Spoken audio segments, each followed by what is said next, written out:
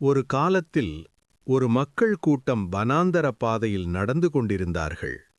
சுற்றிலும் மணல், நீரே இல்லை. சுட்டெரித்த வெயிலில் தாகத்தினால் தொண்டையும் வறண்டு போனது. இங்கே எப்படி உயிரோடு இருப்போம் என்று அவர்கள் அஞ்சினார்கள். ஆனால் அவர்களை வழிநடத்திய தேவன் ஒரு கணமும் அவர்களை மறக்கவில்லை. அவர்களின் முன் இருந்தது ஒரு கடினமான கன்மலை.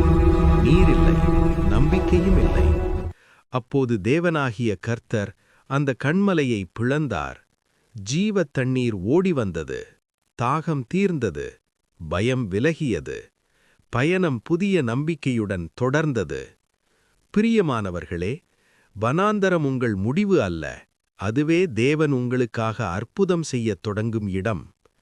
அவர் அவர்களை வனாந்தரங்களில் நடத்தும்போது அவர்களுக்கு தாகவிடா இருந்ததில்லை. கன்மலையிலிருந்து தண்ணீரை அவர்களுக்குச் சுரக்கப் பண்ணினார்.